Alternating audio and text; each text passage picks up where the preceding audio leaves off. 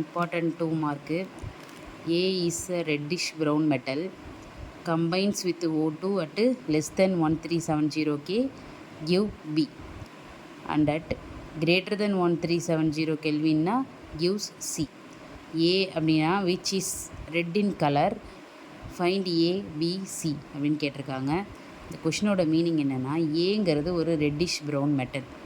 அந்த metal O2ஓட less than 1370 கெல்வினில் combine ஆகும்போது பீன்ற ஒரு காம்பவுண்ட் வருது.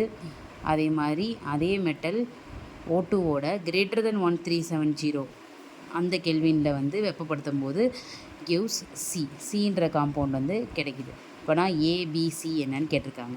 ஃபஸ்ட்டு ஏங்கிறத என்னன்றதை ஃபைண்ட் அவுட் பண்ணணும். ஏங்கிறது காப்பருக்கு சியு அப்படின்னு சொல்லிட்டு எழுதுவோம் காப்பரை.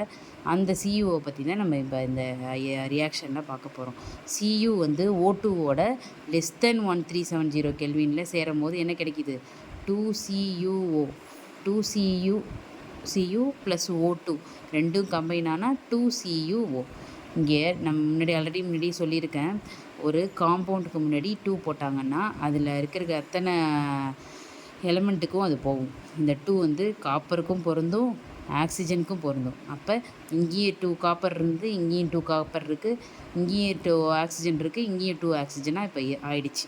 இப்போ இந்த பீன்ற காம்பவுண்டோட பேர் என்ன அப்படின்னு சொல்லிட்டு கேட்டிருக்கிறாங்க. அது பேரையும் கையோடு எழுதிட வேண்டியதான். Copper 2 oxide.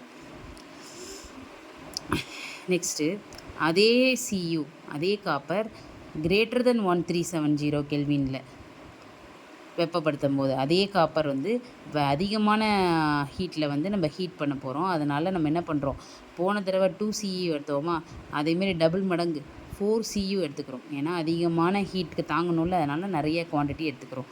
ப்ளஸ் O2 அதை கிரேட்டர் தென் 1370 கெல்வினில் ஹீட் பண்ணுறப்போ என்ன கிடைக்குதுன்னா, இந்த 4CU பாதியாக பிரிஞ்சிடும். 4 வந்து பாதியாக பிரிஞ்சிடும். 2 அப்படின்னு சொல்லிட்டு பாதியாக பிரிஞ்சிடும்.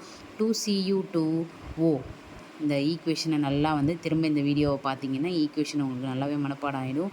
2Cu2O இது பேர் காப்பர் 1 ஆக்சைடு. இது ரொம்ப ரொம்ப இம்பார்ட்டண்ட்டான 2 மார்க்கு. நல்லா படிச்சு